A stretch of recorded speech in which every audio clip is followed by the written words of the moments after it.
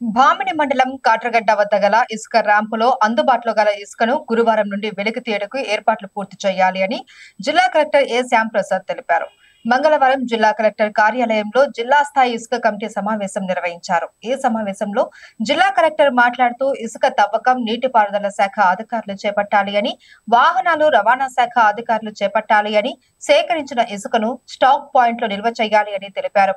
ఇసుక సేకరించిన అనంతరం అమ్మకాలకు సంబంధించి ఇతర శాఖల అధికారులు వారికి అప్పగించిన పనులకు సిబ్బందిని వెంటనే కేటాయించి వారికి అవసరమైన శిక్షణ అందించాలి అని తెలిపారు.